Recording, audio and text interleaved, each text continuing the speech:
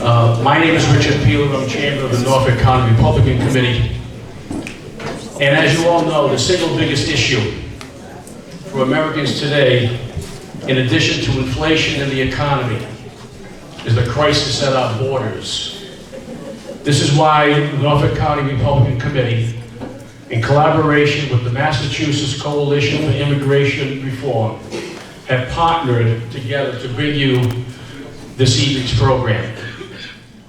Our country, our state, and our communities are under attack. Yes, there are outside forces that want to destroy America, but it is those within our borders who are actually doing it and have been doing so for decades. Little by little. But it is what we now have today. America is being invaded, and it is up to us to respond. To properly communicate the severity of the problem and all of its course, we have assembled a very dynamic program, each covering a different aspect of the overall challenge America is facing as a result of this invasion. Before I ask our moderator for to begin this evening's program, I want to recognize a few people who I am sure you will be seeing much of as this election cycle really gets into high gear. Sharon Santola from Quincy, who's running for state representative. Sharon.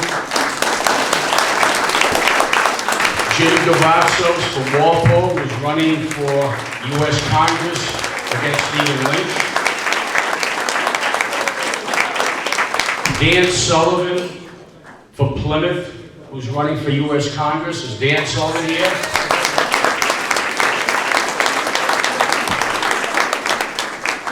Robert McConnell from Fairhaven, running for state rep for the 1st Bristol District. Mike Kaysen from Foxborough, running for state rep, First Bristol.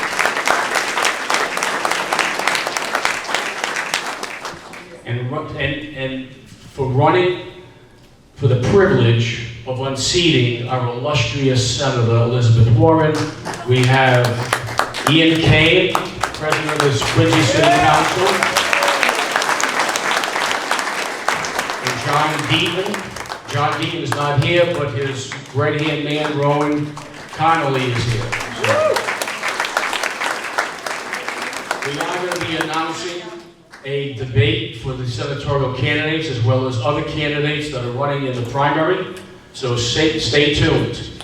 If we do not have your contact information, please give it to Ann Ragasta when you leave this room. Where's Ann Ragasta?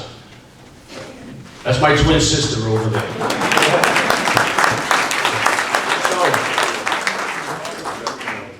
Bob Hiss, our moderator for this evening. I've known Bob for many, many years. Bob has worn many hats in the Republican Party in Massachusetts and currently serves as the town moderator for the town of Milton. Bob, the floor is yours. I'll start with introducing former Sheriff Thomas Hodgson. He's going to talk about sanctuary cities. So, Sheriff Tom Hodgson was born and raised in a suburb of Washington, D.C. He began his law enforcement career in Ocean City, Maryland, where he served as a police officer, detective, and lieutenant in charge of special operations. Subsequently, he served nearly 3 full terms as a city councilor at large in Bedford, Mass., until accepting an appointment from Governor William Weld as the sheriff of Bristol County. Throughout his over 25 years as sheriff, the public safety of Bristol County and our nation was a top priority. He's been a national leader on immigration reform and specifically the scourge of illegal immigration, its attendant erosion on the rule of law. Hodgson's work has taken him from Boston to the border to dozens of states across the country and ultimately to the White House. He's listened and learned about the impacts of illegal immigration, met with impacted constituencies such as ranchers, angel parents, the families of Voices of Fentanyl, Border Patrol, and other law enforcement professionals. He has testified in support of securing our borders and eliminating sanctuary cities and states before various state legislatures and congressional committees. Sheriff Hodgson has worked extensively with FAIR as well as sheriffs across America and shared the message by speaking to groups all over the country.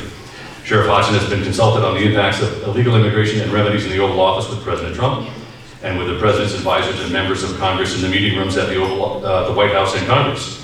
He's going to talk about what happened to the rule of law and the Constitution. Thomas Hodgson.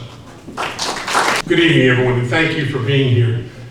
It's really heartening, I know, for all the panelists, and I'm sure for the Norfolk County Republican Committee, to have so many people from across the state who've come here and shown their real concern and interest about what's happening in our country around this whole issue of illegal migration and the border crisis.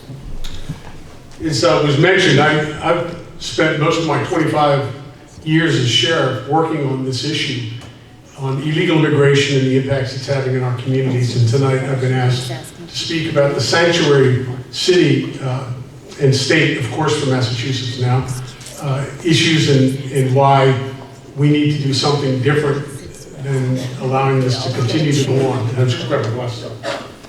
Thank you. As a matter of just clarification for those who really don't understand what a sanctuary state or city is, it's any jurisdiction having laws, ordinances, resolutions, or executive actions that prohibit local officials from inquiring, acting, or reporting an individual's immigration status.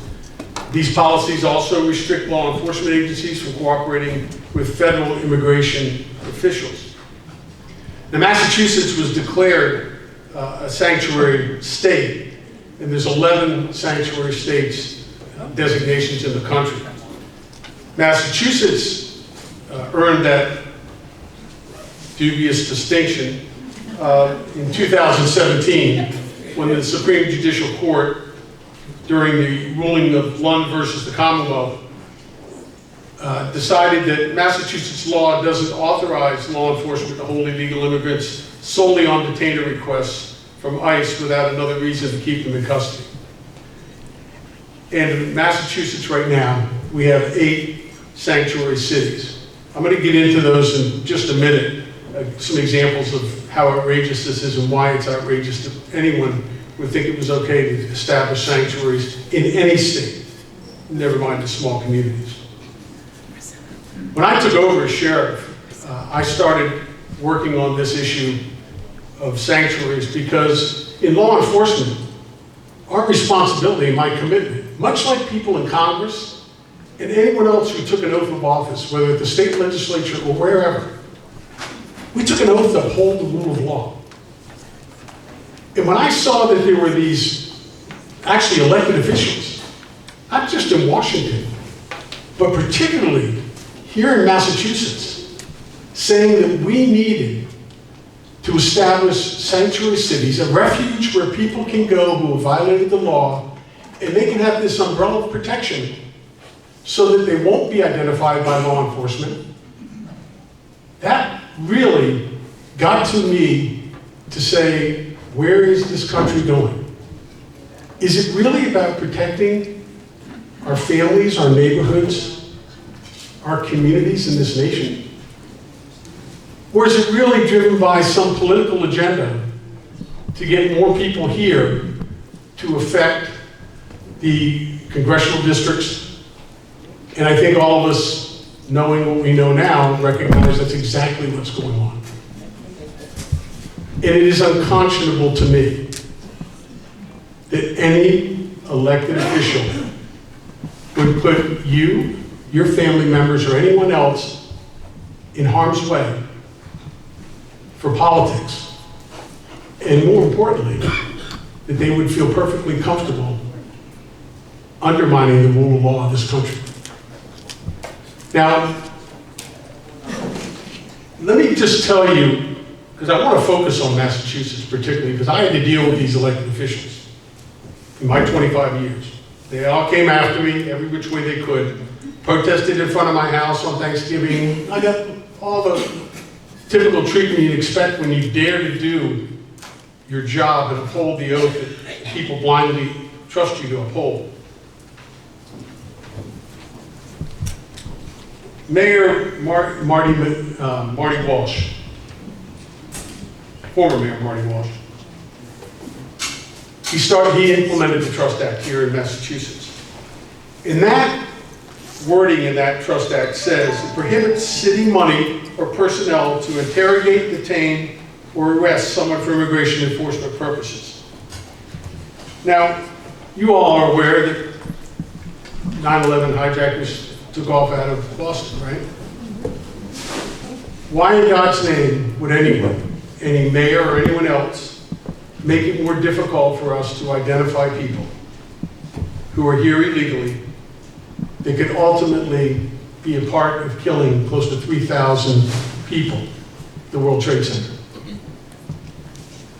Marty Walsh said, if you attempt to prevent us from doing this sanctuary policy that we have in Boston, then I'm going to let them live in City Hall, right where my office is. How arrogant is Marty Walsh? Somerville, the mayor, Curtatone, who I went back and forth with publicly in the testimony at the State House, he said in his order, unless ICE has criminal warrant or Somerville has legitimate law enforcement purpose, unrelated immigration laws, ICE cannot be given access to illegal individuals or be allowed to use city facilities for investigative interviews or other purposes. But let me tell you why that is so bad. Because I just brought up 9/11.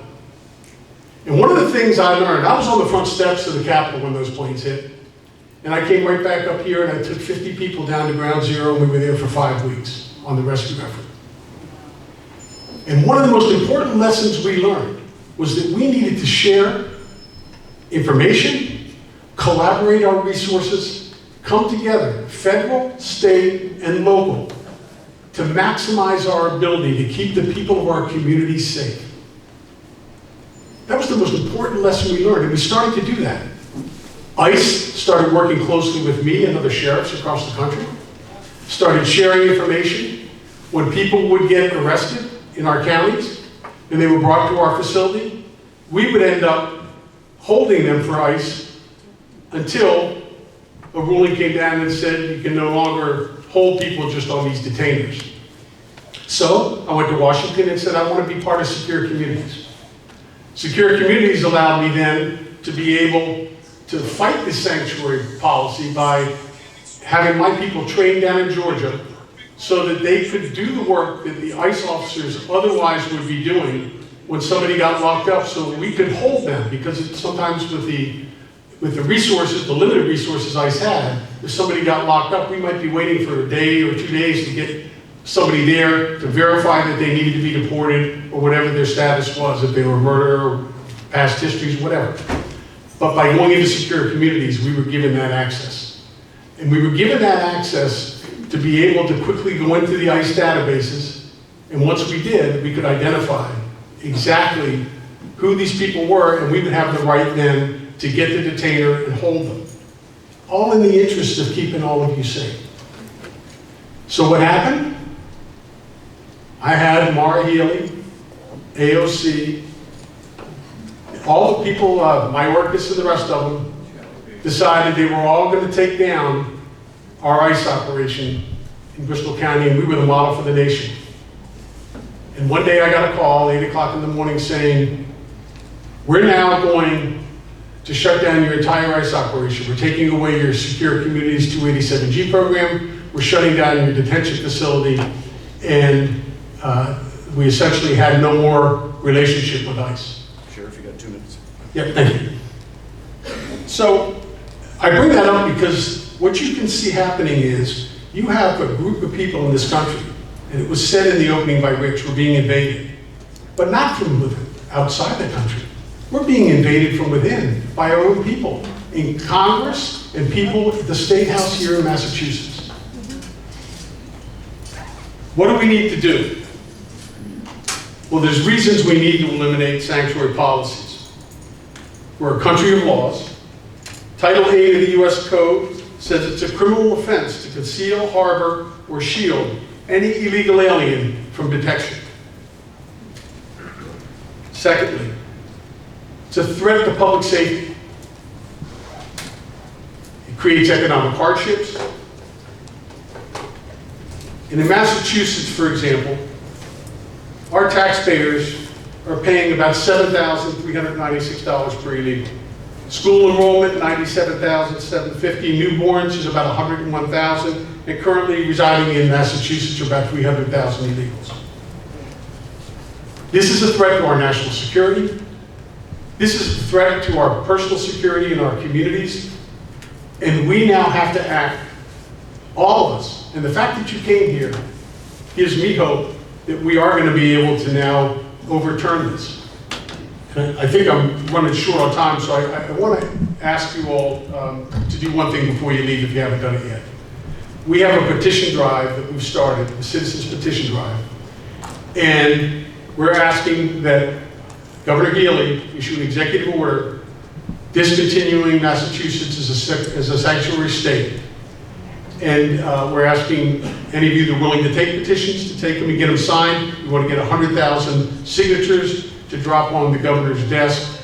And it would be a huge service not only to the state of Massachusetts, but to the entire country to see that once again, we're going to lead in protecting our citizens and giving our country and our laws back to the people who they were meant for to be protected.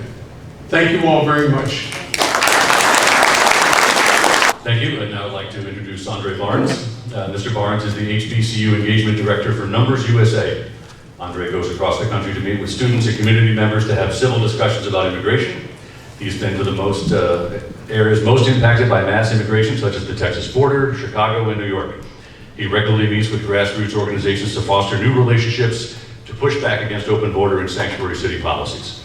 Barnes obtained a Bachelor of Arts in African American Studies from the University of Virginia and a Master's in Education with a concentration on early childhood from Moreland University. In his present role, Barnes is expanding his existing Numbers USA initiative and addresses the negative impact periods of high immigration have historically had and continue to have on Black citizens of the United States, notably the 80% of which are descendants of slaves. Mr. Barnes. Right. Well, thank you very much for having me. I would be remiss if I didn't share some numbers with you, being from Numbers USA. So I'll start with the numbers. So, in the last year, we've released over 1 million into the country. We've had 850,000 overstays. We've had 600,000 gotaways, and we've given over 1 million green cards. So our immigration policies are out of control. So today, I want to talk to you about the social impacts and who are the real people impacted by mass immigration. So, immigration, it creates winners and losers. Who are the winners? All right, well, let's start with the losers. Low-income workers, taxpayers, and the winners are those who employ immigrants or use immigrant services or the immigrants themselves. How are we losing? Well, we are seeing increased unemployment across the country. Just last spring, 90% of unemployment requests came from Black Americans. But we have millions of people coming across the border, filling jobs illegally. Do you want to use a handheld mic? Yes, I do. Okay. Hey, Andre, tell me what slide you're on. Okay. A little freedom of movement there. You can keep it on the Barbaro Jordan slide. This one. Yep, that one right there. So, I can tell you guys right now, I am tired of Americans being put behind the hiring line, okay? I'm done. And it is a position of policies. And we've seen this administration change every policy that was effective before to quell the swell across the border, okay? And I just want to kind of go over this quote with you guys really quickly. Too many have abused the very hospitality that we grant so freely.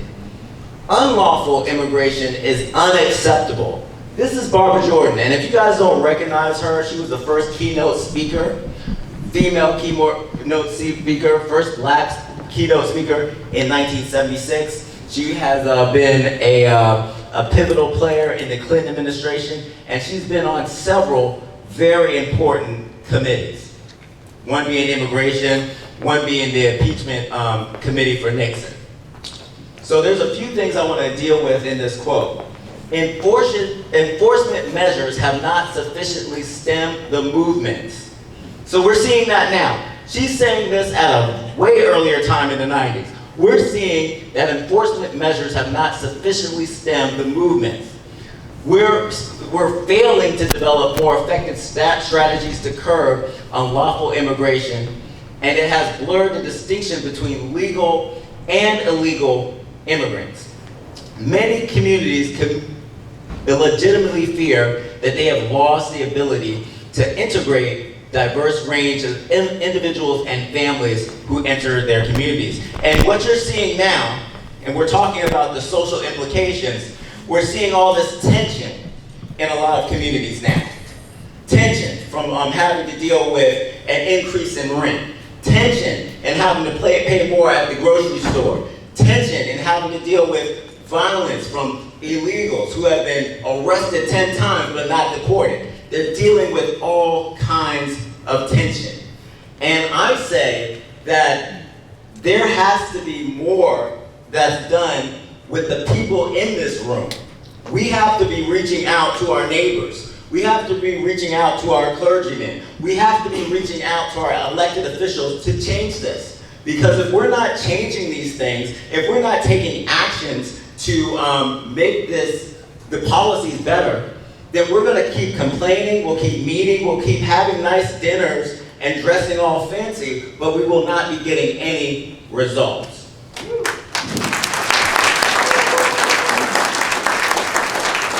I want to dive a little deeper into who immigration really affects. And I want to start with the young people, teenagers, okay? Teenagers are having to compete with immigrant adults for jobs. Now, why is that important? Why do we care about that? Well, if teenagers are not busy, if they're not, if they don't have activities to do, well, idle hands can lead to the devil's work.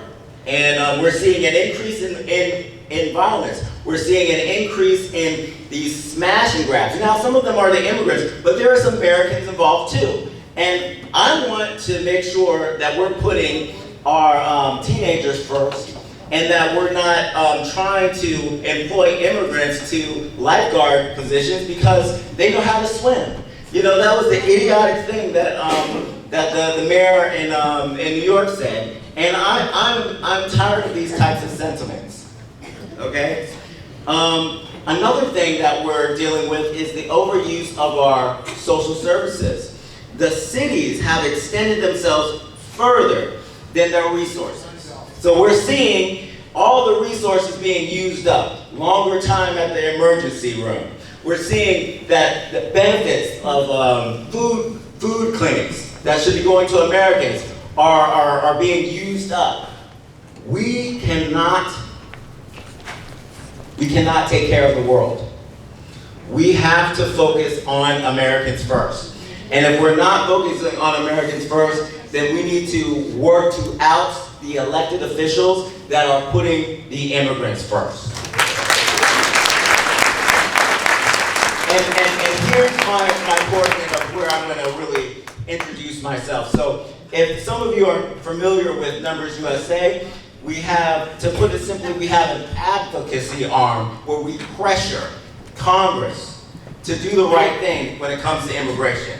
If they don't, if they decide that they're just going to, do whatever they want to do, then we call our 900,000 members and tell them, email your elected officials, call them, come to this meeting place. So I'm going to encourage each and every one of you, if you're not a member of Numbers USA, please join, because we could use your help.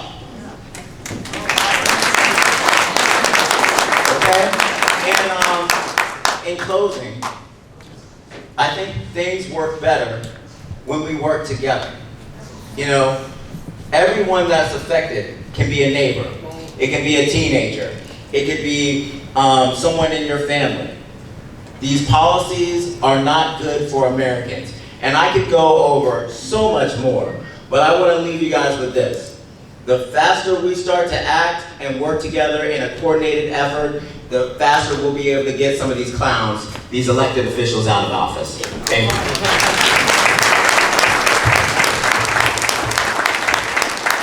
John Thompson. John Thompson is a Boston-based consultant on economics and finance. Since 2014, he has been co-chair of the Massachusetts Coalition for Immigration Reform, called MCIR. He has testified before the state legislature against sanctuaries legislation and driver's licenses for illegal aliens, and for mandatory E-Verify to protect workers in the Commonwealth. He has contributed articles and op-eds on immigration to the Boston Herald, the Boston Broadside, the Lynn Journal, Fall River Reporter, the Social Contract, and Border Hawk News. John is working on an analysis of the impact of immigration on American workers. Please recognize Mr. John Thompson. Well, I'm going to hit 3 topics today. It's a little drier than some of the things you've been hearing thus far, but the 3 points we're going to discuss are: what has been the implication of immigration on the state of Massachusetts up to the present? The second, what will happen if we do nothing and we allow these trends to continue? And finally, assuming that we don't like these trends, and I think once you hear what the trends are, you will not like them, what can we do? So, the first trend that I would like to mention, which is not 100% in the realm of immigration, is that we are witnessing an exit of highly skilled, well-trained, high-earning people from the state. And that is adversely impacting our ability to produce high value-added outputs, and it's also degrading the tax base. John, could I get in? Yeah. I interrupt. There's a red Ford Ram pickup with its alarm on. That's any of yours outside? Nope. Dodge Ram? Sorry, Dodge Ram. Okay. Well, before I should also mention, maybe even start off with on a positive note, that the state of Massachusetts has one of the highest levels of income, and one of the highest levels of education in the country that dates back hundreds of years. It's a deeply embedded transition in the state. We have, again, the source of it is the high quality labor force. We have strong positions in tech industries, in education. So there's a lot of inherent strength if we can preserve what we have. So if I were in another state, I'd like to say it's too late. If we act now, before it is too late, there is time to do things. Let's continue with the next slide. And that trend that I'm pointing out is that because of the entire environment in the state, high-earning, well-educated people are leaving, degrading the tax base and casting a shadow on the future. I believe that one of the reasons is the entire climate, political, economic, taxation climate that exists in the state, and that has to be fixed. But in addition to that, we have a low level of fertility, meaning that we don't produce enough people to have a pipeline of people who would be filling high-tech, highly qualified jobs in the future. We do, however, have a population increase. And next slide, please. And, sorry, this is, I can just stop for a second on this, a little more elucidation. Those who are leaving tend to be upper and middle income earners, and those who are staying behind, well, until recently, everybody was leaving. We're now getting some inflow, but an accelerated outflow of high earners and an inflow of people in low income categories. Next slide, please. This slide shows the way that illegal immigration has been developing in the United States and in Massachusetts. And just to summarize it, I don't know if you can see it, but the level has been steady, and until about 2021 was actually declining in this country as a whole, but it's been rising in Massachusetts. There are 100,000 illegals in the country in the year 2007, which was the high point of illegal immigration. It's been declining most places through 2021, but it has tripled in the state of Massachusetts, so we are an outlier on that. And we are getting much higher, they're coming here, which was already bad enough until the present surge started, and now it is reaching explosive proportions. Next slide, please. Again, the people who are coming into the state, the illegal aliens, I have three measures of what they are like, and they are the number of those who have less than that have less than a high school diploma. That represents 30% of the illegals and 10% of those in the state of Massachusetts. The second one is those who are in poverty. And let's get the number there. That's over 30% of the illegals, 10% of those in the state of Massachusetts. So people with who are essentially poorly educated and in poverty. They receive 60% of them receive public benefits compared to 39% of natives, of people in the state of Massachusetts. One more slide, push this a little bit further. You know, I just want to clarify. So this column are like the Massachusetts in general, and this is specifically about illegal immigrants. Okay, So that's what John is contrasting, how this population is different than the general population. okay, it might be hard to read that, but by every one of these measures, the people who are coming here, the illegals, are much less likely to produce high value output and are much more likely to become dependent on the state. Let's go to the next slide, we see even more. Again, might not be that easy to read, but in the left-hand column in each case, you would have, let's say, maybe I can do that over there because sometimes I can't read. Okay, there might be some feedback, but go for it. Okay. Don't get too close to the speaker. Okay, I'm going to do it. In blue, we have U.S. foreign households, then we have legal immigrants, and we have illegal headed households. So the pattern is the same throughout. 39% of those who are Americans receive some form of welfare. 52% of legal immigrants, 59% of illegals.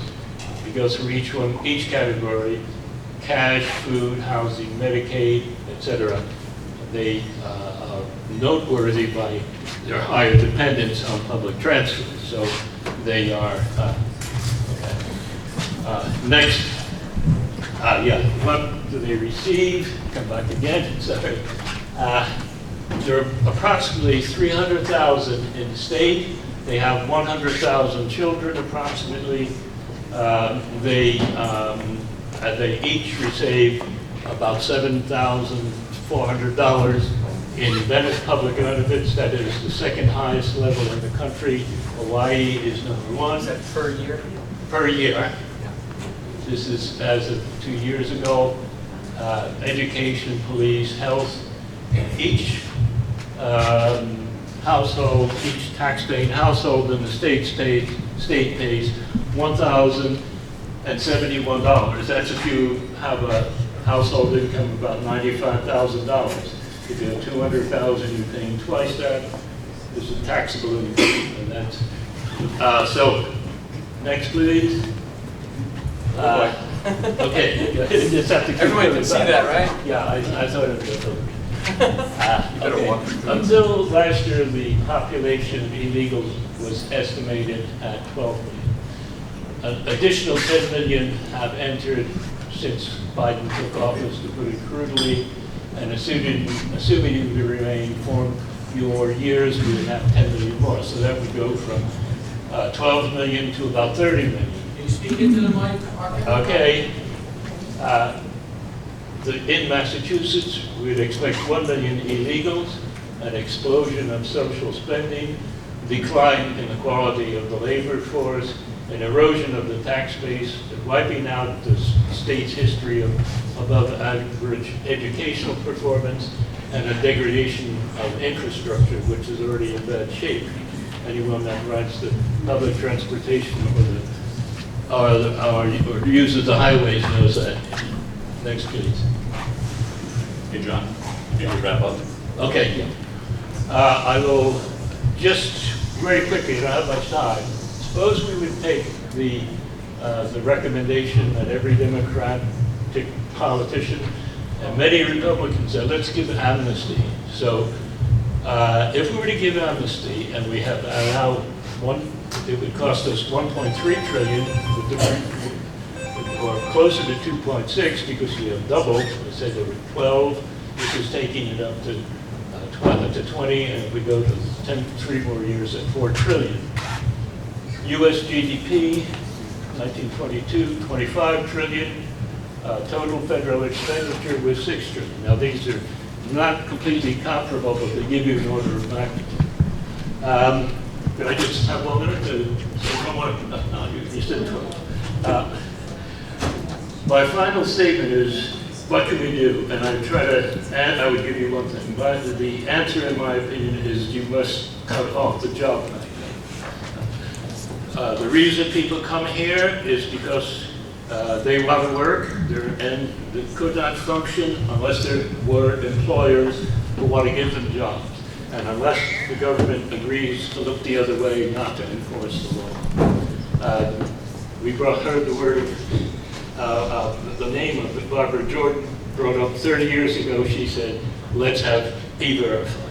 We're still waiting for it. I can point my finger, there's the man who is, at least had brought us to the step of having E-Verify introduced in the legislature, and I congratulate him, and I hope this will be a big step in that direction. But we need that. That, to me, is the key. You can do everything else, build walls. You can say, I don't want amnesty. I'm sorry, I don't want sanctuary, but as long as people have a strong incentive to work here, and as long as employers know that they can get away with it, they will do it. So what? If we end the job market, we don't have to deport 20 million. They will go home. So that might not be, well, we can't deport 20 million. You don't have to deport 20 million. End the job market, they will return.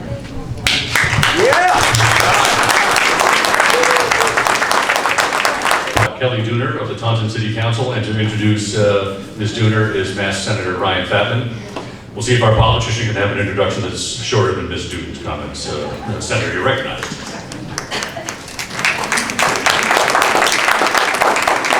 Good evening, everyone. Good evening. Good evening, everyone. I don't know about you, but if you've been listening for the last hour, you should be pretty fired up. What's going on in Massachusetts should not be going on in Massachusetts. And we got to fix that. My name's Ryan Fatman. I have the honor of serving in the Massachusetts State Senate. I am the last Republican that defeated a Democrat in 32 years. My seat hasn't been held by a Republican since 1934. And I think we can do it again tonight with Kelly Dooner in November, on November 5th, and flip another seat from Democrat to Republican, which is why I asked to come here and introduce her tonight. You see, one of the great honors of my life is being called state senator, but the greatest title I'll ever know is being called husband and father. And when I think about what's going on in our state, I watch our friends and neighbors voting with their feet and leaving to go to other states to make a life, build a family, a career, and spend their time. I say there's a major problem in our state. And why are they leaving? They're leaving because $1.8 billion of your money is being spent on residents who are not our residents. They're actually not even from New England. They're not even from our country. And it's overwhelming our shelter system. We are seeing felons, murderers, rapists get free phone calls on taxpayer dollars based on an initiative of the democratically controlled legislature and Governor Maura Healey. $1 billion was what we downgraded our revenue collection back in December because of our economy not being as fruitful as it should be.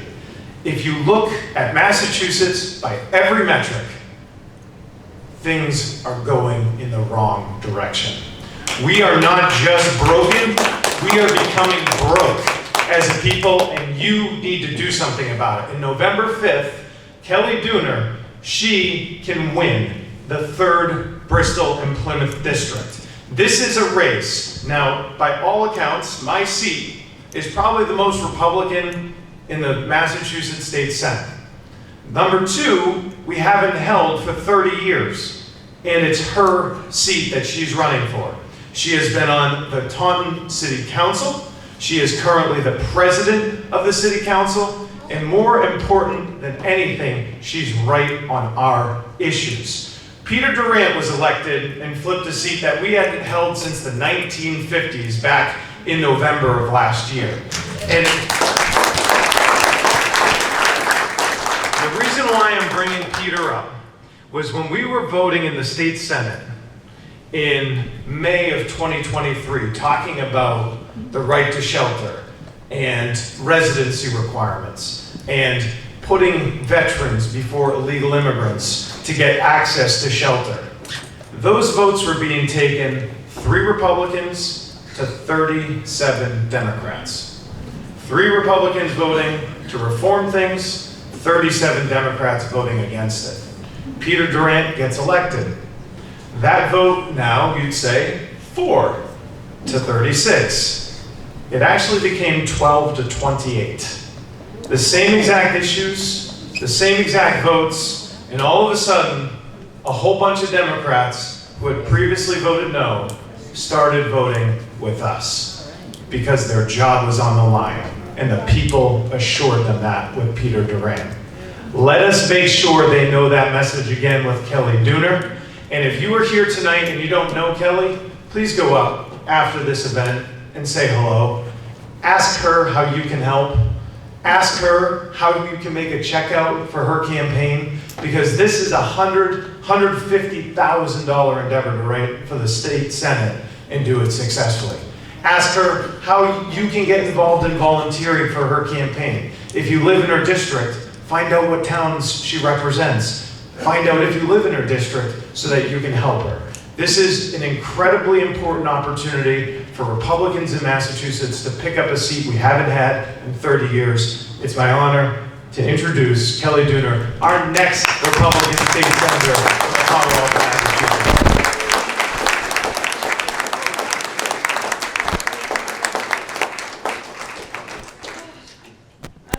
Well, thank you guys for being here tonight. When I was asked to come here, I was really grateful for the opportunity for a number of reasons, but the impact that the migrants are having on communities is something that I experienced firsthand serving on the Taunton City Council.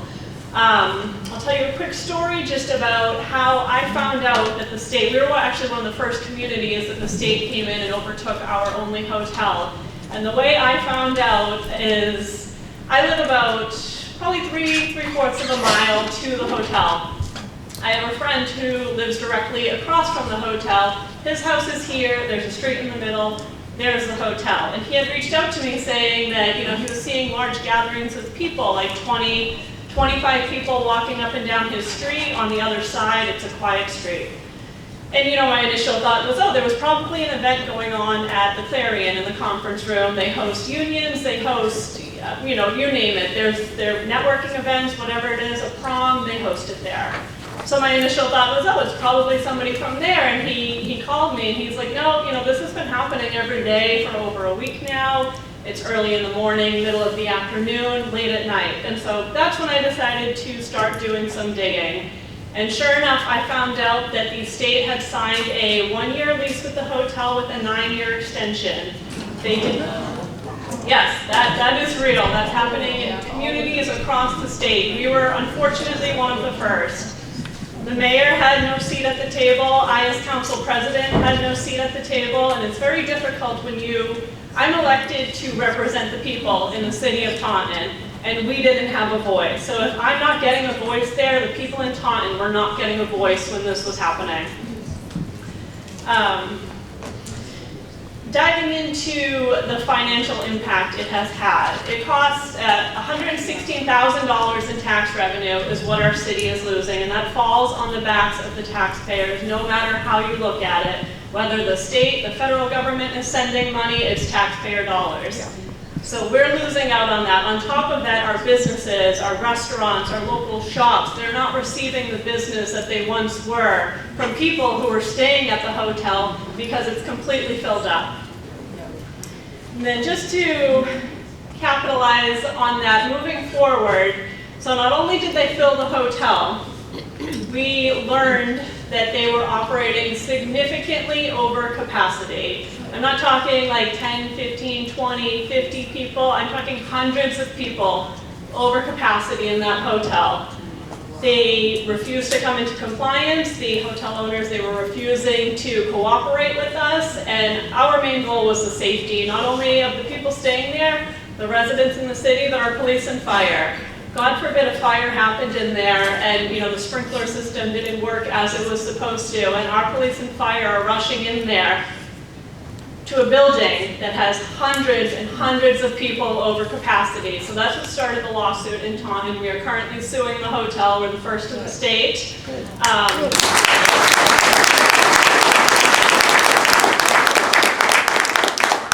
And just the safety aspect of it, they're putting our police and our firefighters' lives at risk by doing this. And if this was any other business in the state of Massachusetts operating like that, with that capacity level, they would be shut down that day. But this was just a realization that the rules don't apply to the state. They don't apply to the government.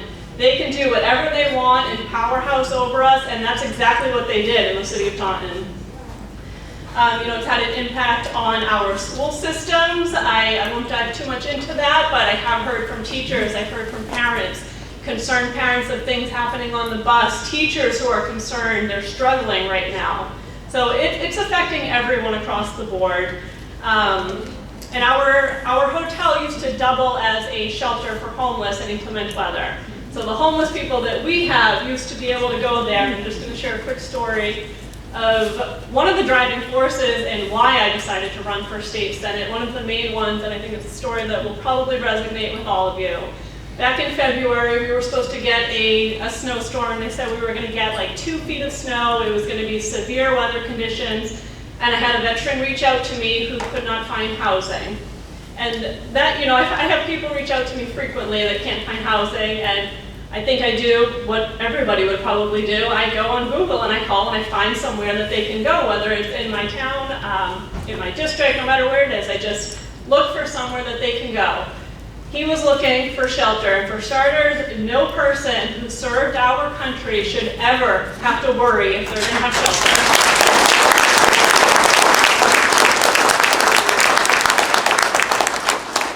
So, no exaggeration, 27 calls later, I could not find a shelter to house somebody who served our country. Could not find him anywhere to stay. And if that doesn't resonate with everybody in the state of Massachusetts, then I honestly don't know what does, because this is somebody who risked their life for us. We have the freedoms we have today because of people like this veteran, and we got him a hotel, so he did have somewhere to stay, but it's just the principle of it that he shouldn't have to have those concerns, but he does, because all our shelters are filled with migrants and people who don't have a legal residence here. It was just a big realization that, with the exception of Senator Fatman, Representative DeCoste, and a few others, nobody on Beacon Hill cared what was happening in Taunton. Nobody on Beacon Hill cared what was happening in our community, in our state. They don't care. It's not affecting them, so they don't care. They don't see the struggles that everyday Americans are constantly facing, so they don't care. And it's important that, you know, I'll end it with Andre Barnes, wherever you are. I was going to capitalize on this, but you already did. But call your representatives, call your senators. Even if you don't think that they agree with you, put the pressure on them, because until we start doing that, we are going to bankrupt our state. That's the path that they're on right now. Call your senators, call your legislatures, and put the pressure on them. I don't care if you have to call them 10 times a day. It is so important that we're all out there actively doing that and just educating people. I think I do a lot of door knocking. That's kind of my big thing. That's how I got elected to the city council. I knocked on 10,000 doors. When I was running for city council, there were some major issues. It was always public safety, infrastructure, the taxes, the standard issues. That was always every door. That was the issue. And I kid you not, there has not been a single door that I have not hit since I started door knocking probably about 4 months ago now. Their number one issue is the migrant crisis. Everybody is starting to understand and getting a realization as to what's happening. But we have to do more. We have to keep educating people, tell people you know. And like I said, even if you don't think your representative agrees with you or you don't think they care, it doesn't matter. You have to put the pressure on. We all have to. We have to unite and come together. And we'll get it done one way or another. That's the first thing I intend to do when I get to go up there with Senator Fatman is amending the right to shelter law. Number one priority is what we have to get done in Massachusetts. And thank you all for your time. I look forward to chatting with you today. Our next speaker is Representative David DeCoste. His bio, he asked me to keep this brief. He is the state rep from Norfolk. He is a retired Army officer and Norwell. I thought you said Norwalk, pardon me, Norwell. And he has degrees from both Northeastern and Boston University. With that, Representative DeCoste.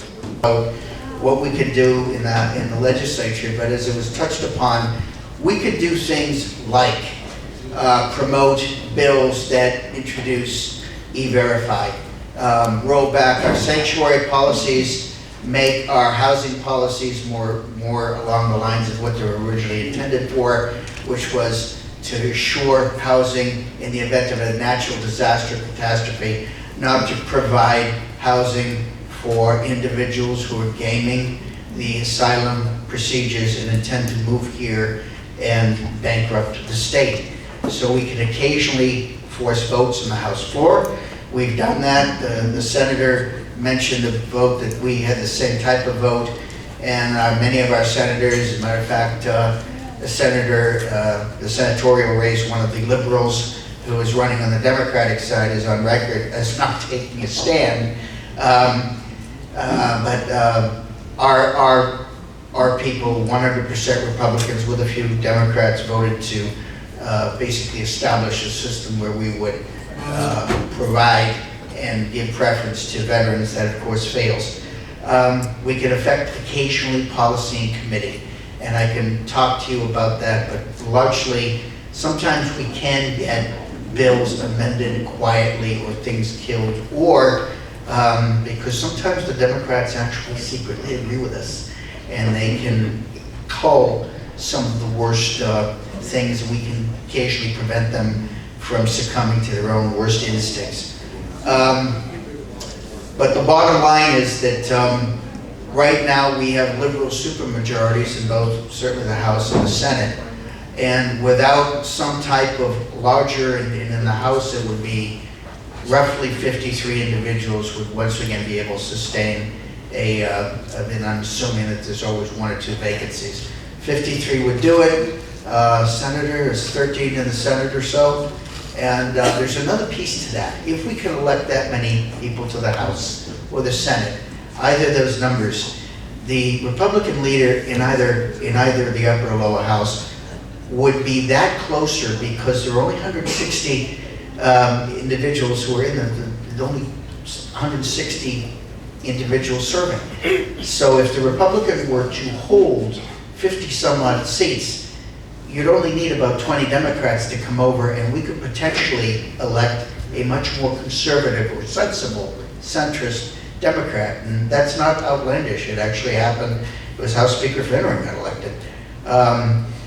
And if nothing else, Speaker Finneran, I think, shared many of the values that our people here, not all of them, but many of them. So the bottom line is, I would encourage each of you, I will steal a line from Governor Baker. We have the Mirror seat, Lenny Mirror's old seat, a great candidate. The seat out by Fort Devon, Shirley Harrington's old seat, great candidates. We have 2 vacant seats with Representative Strauss and Representative Schmidt in Bristol County. We have a really good candidate running to take Senator Pacheco's seat. We have a great candidate for the Plymouth seat, the old Macedo seat. We have great candidates to replace Josh Cutler, who has vacated his seat, and our Republican Representative D'Amelia in the Bridgewater area, and also to replace Matt Morator in Plymouth. We have terrific candidates. I would really urge all of you to educate yourself. There's a great number of flavors of Republicans. Get behind someone you can get behind and work hard to elect them. Because I tell you right now, and former, hopefully, Senator Dooner alluded to it, there is really a lot of anger out there regarding this. I represent Rockland, and I can tell you that they are furious in terms of what's going on there. So I will leave it to the next speaker, and thank all of you for everything you're doing, and also John for setting up this. Richard Beal will pick up your cards. Lastly, we're going to go to, actually not lastly, second last, Ms. Jessica Vaughan, who is joining us on Zoom. How did the border crisis happen, and what states and municipalities can do? So Jessica M. Vaughan is the Director of Policy Studies for the Center for Immigration Studies, where she has worked since 1992. Her area of expertise is immigration policy and operations, covering topics such as visa programs, immigration benefits, and immigration enforcement and public safety. Jessica has testified before Congress dozens of times. Most recently, she testified on the consequences of catch and release at the border, and on Biden and Mayorkas' open border advancing cartel crime in America. Jessica advises federal and state lawmakers and agencies on immigration issues, as well as citizens groups interested in understanding immigration policies and impacts. She holds a master's degree from Georgetown University and a bachelor's degree from Washington College in Maryland. So, Henry, can we get, Jessica, can you hear us? Can you see us? So I'm going to talk about why we have a border crisis briefly, but also what state and local leaders can do in response. Henry is going to work my slides for me, and I have my contact information on there on the second slide. If you can see it with my email address, if anybody wants to get in touch at some point in the future with any questions. When President Biden took office, he inherited the most secure land borders in U.S. history. And we had better border barriers, we had updated technology, more personnel, all of which was backed up, importantly, by policies that deterred migrants from crossing illegally and discouraged aliens who were in the country from remaining here. But from the first day of his presidency, he and his appointees began dismantling this. Biden ended construction of the border wall system. He terminated the Remain in Mexico program that sent tens of thousands of asylum seekers to wait in Mexico instead of here in the United States, since most of them were not going to qualify. He canceled agreements with other nations that migrants were transiting, where they could have applied for asylum or for work permits, canceled those agreements, so they kept coming to the United States. He relaxed the Title 42 pandemic controls to allow all people arriving as families or kids to enter the country. He's offered parole inappropriately to hundreds of thousands of inadmissible migrants from countries all over the world. He's expanded all temporary protections and work permits, and we know what the result has been. Henry, if you could advance the slide a little bit, advance to the next slide. There's a graph that shows exactly what happened in terms of encounters at the southwest border. A lot of the president's supporters like to blame this crisis on Trump or on the Republicans or on other countries, but the fact is it's the Biden policies that are responsible. And if you go to the next slide that has a chart there, it shows the number of inadmissible migrants that have been allowed to enter and receive work permits, which has had an impact on labor markets around the country as well. It's more than 2 million people. Because something like 85% of all the people arriving at the border illegally are being allowed to come in. Many of them are being authorized to receive work permits.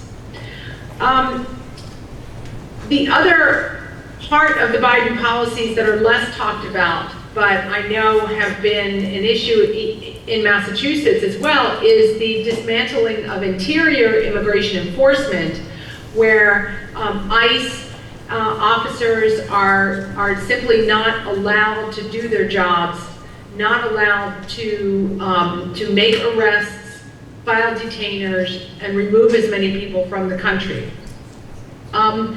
The result is in Massachusetts, Henry, if you'll hit the next slide, is according to our latest estimates based on the Census Bureau data, there are now in Massachusetts about more than 350,000 illegal migrants. This is a huge increase over past years, and as you all know, as well as anybody, is imposing huge burdens on taxpayers. There are very concerning public safety implications and very concerning results and ways that this affects Americans and legal immigrants who are struggling to compete in today's economy. So the president has enormous power to reverse this crisis, but is choosing not to. Regardless of, the U.S. House and Senate are gridlocked on immigration issues. They're not going to pass any legislation to deal with this. Legislation is not needed. The president could do it himself, but he won't. And we have to conclude that this has gone on for 3 years now, and that the president is not concerned about the situation, doesn't think it's a problem, and intends to continue the same policies that we have. Well, many states have pushed back on the Biden policies. Texas has actually regained control of certain parts of the land border. Florida has enacted some really good, strong laws at the state level to discourage illegal settlement and to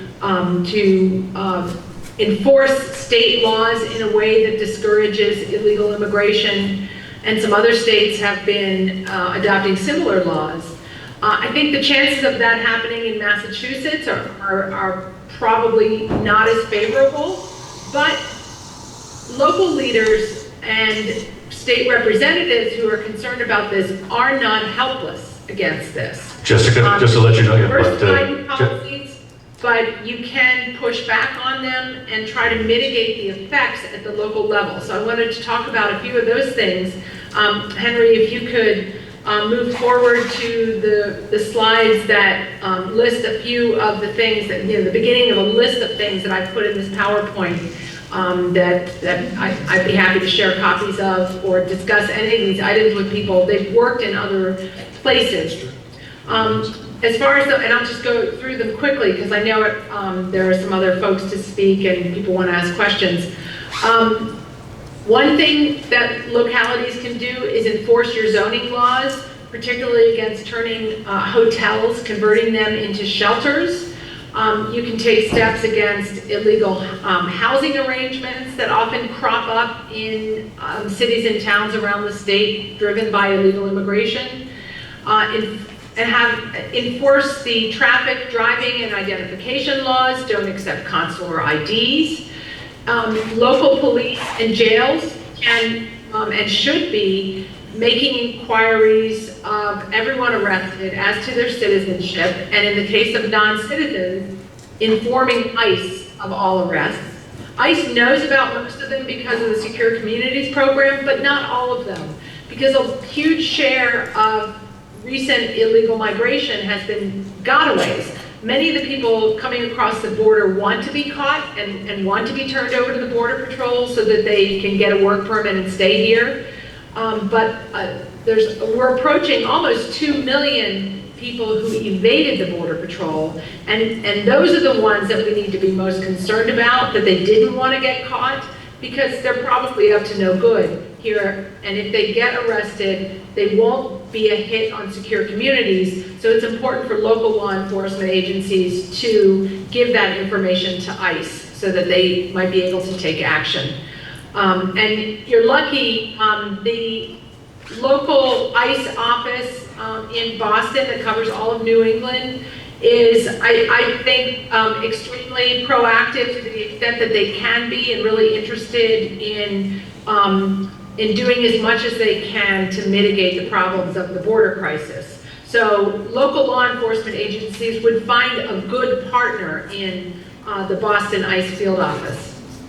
And local agencies can cooperate with ICE as far, they can't honor detainers, but they can share release date information with ICE.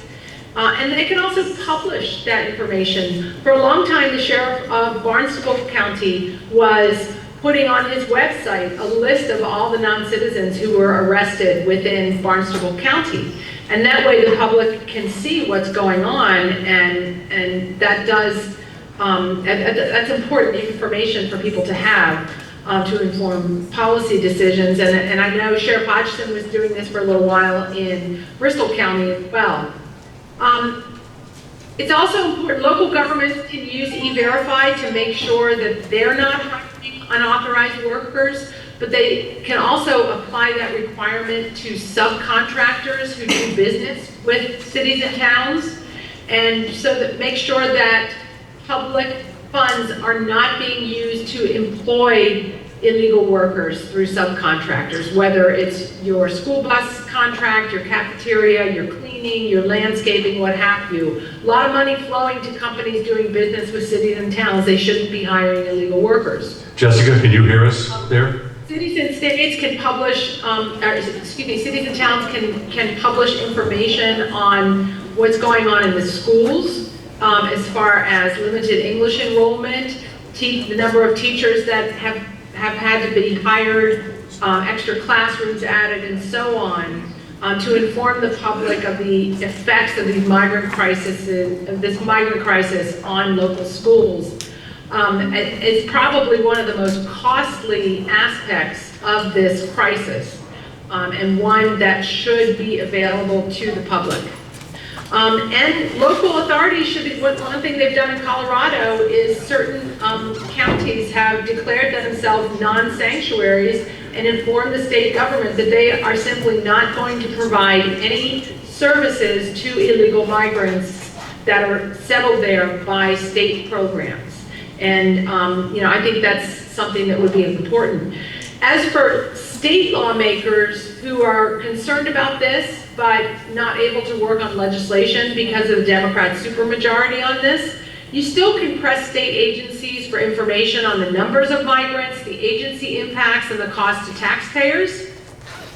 I think there's one aspect of this illegal migrant resettlement program that the Biden administration is running that hasn't gotten enough attention, and that is the role of the non-governmental organizations in doing the resettlement with contracts that they have with either the state government or the federal government to provide services to the migrants. And there's very little transparency on this, not only on the amount of money that they're receiving to provide these services, but also how they're going about their business. You should make sure that they're in compliance with state laws, do audits of how they spend their funds. There was a story that recently came out in Maine that one of the big migrant resettlement agencies there had overcharged the federal government more than $1 million for services that they were giving to migrants, and it turned out to be things like giving them a ride to McDonald's for a meal, or providing other kind of things that they called services that really were inappropriate and a waste of taxpayer money. So there's really a role for making sure that these audits happen of these contractors to the federal government. They call themselves charities, but they really behave as government contractors, and they're in it for the money, there's no question. One last thing that I want to mention is that Massachusetts is a major destination for unaccompanied minors. Kids who arrive without their parents. Sometimes they're joining their parents who are here illegally, but often they're sent by their parents from their home country to work here. And because of the way the illegal migration works, it's carried out by criminal infrastructure. They often end up in debt bondage to what is essentially human traffickers. And the federal government places them with sponsors around the country, a lot of them coming to Massachusetts. And those sponsors are not vetted, there's no follow-up work that's done, and there is a system in place under the radar in Massachusetts that where you have a number of immigration lawyers who have set up businesses to try to obtain amnesty through the probate courts by having these kids be declared wards of the state and then put them on a path to a green card. There are some things that can be done at the state level to try to interrupt that process, prevent kids from being put into trafficking situations, and stop this abuse of the state court system to launder the status of some of these kids who are coming through, many of whom are never going to qualify for a green card. Sometimes it's because of their involvement in gangs or other crimes. And again, I'd be happy to talk to anyone who's interested in learning more about that particular problem. But again, I want to thank you for coming tonight, for giving your attention to this, and would be happy to follow up with anybody who's interested in learning more about it. Thank you so much, and please go to our website, and there all of our studies are available for people to learn more about the issue and what can be done. Thank you. Henry has served as the Executive Director of Massachusetts Coalition for Immigration Reform. He recently retired as an environmental scientist and continues to apply his knowledge and experience by working part-time for Numbers USA. He's testified before the Massachusetts legislature against a variety of bills that would have incentivized and facilitated illegal immigration. Having been born and raised in Quincy, Henry has seen firsthand how rapid population growth can adversely affect the community. Mr. Barbaro, as soon as you're done with your slides, you're recognized. Thank you. Thank you very much. I've been this, AV nerd over there. How much time do I have? 10 minutes. 10 minutes. Okay, so I wanted to really thank all these amazing panelists. This is really a unique event where we're called together, all these stakeholders, experts, and so forth, so it's been really great. I also want to acknowledge Richard Pila for just like, this guy is a machine. He's so organized, so diligent, it's amazing. I mean, immigration is my thing, but he put more, fire in the belly than I did, so it was amazing. So I really appreciate that, thank you. So what I'm gonna do now is, by the way, someone's timing me, right? I am going to go through what is in this action plan, and it's this packet that's back at the table back there. Anne, my lovely assistant, is showing me. And so let me just go through that. So, next slide, please. So really the thrust of what I'm saying is what you can do and what actions can be taken. So we have, in this packet, we have background information about the Right to Shelter Law, Safe Communities Act, and E-Verify. And these three issues are in play as we speak, and they need to be changed one way or another, and we're promoting E-Verify. So sorry, I'm just going to move ahead, and I encourage you to read these handouts that provide the background. So I don't think I need to talk about this with this crowd, but this idea of basics, like I'm sure you've met these people that you ask them, hey, so who's your rep? They have no idea. Who's your senator? No idea at the state level. So we provide these basics of these links so you can find your legislators, and then you can communicate with them and even maybe meet with them. Also, for those that are really diligent, we like the idea of making contacts with the press and people in media, so you can alert them to events like this, or protests or demonstrations, whatever. Last point is that the background,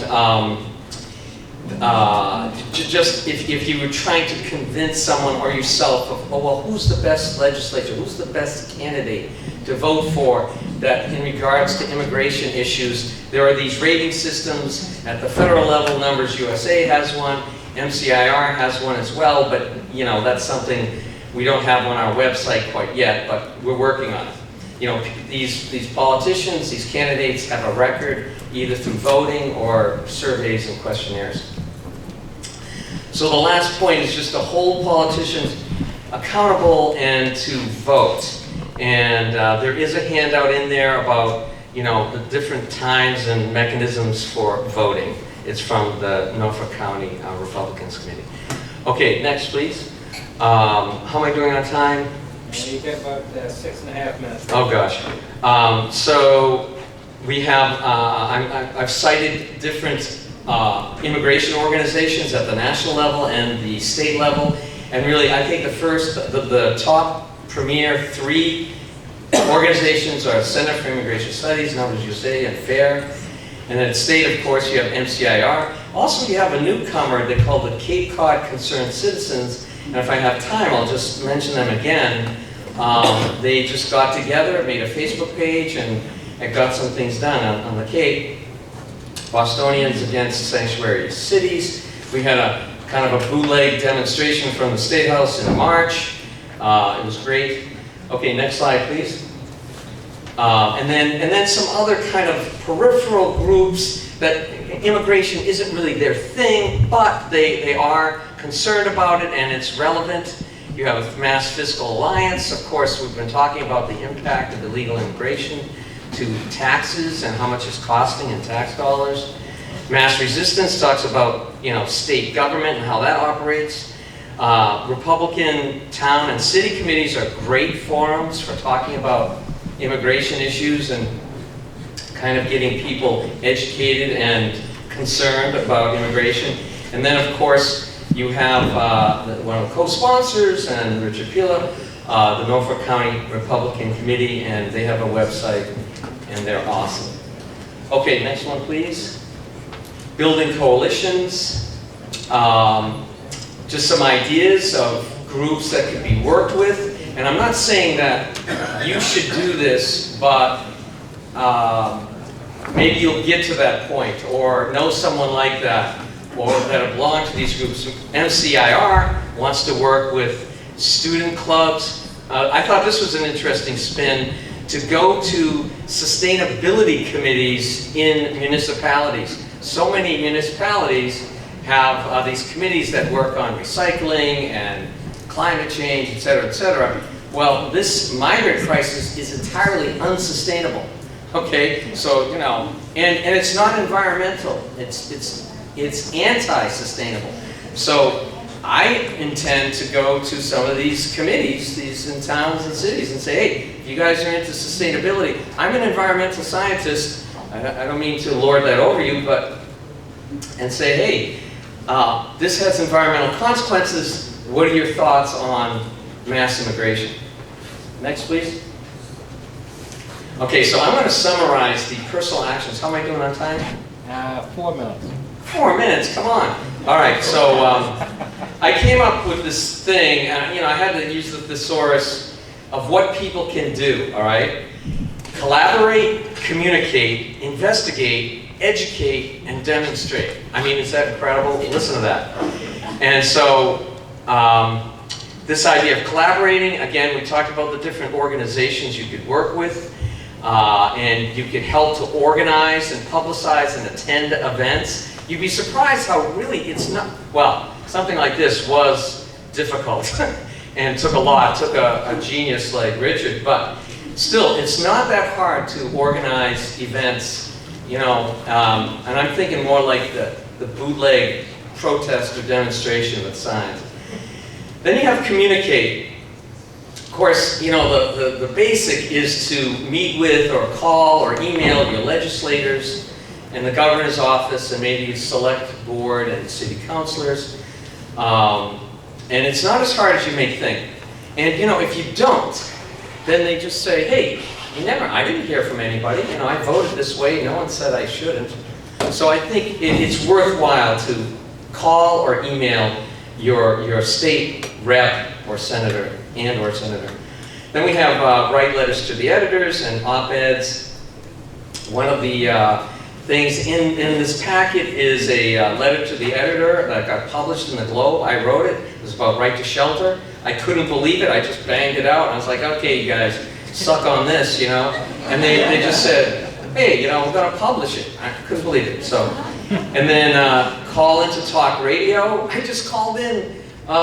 Andre was on the radio with Dan Ray last night on WBZ. I called in. He was, of course, he was upstairs. I was downstairs. He's staying with me. And but anyway, it was great. We got some great publicity. Posting on social media, testifying at hearings.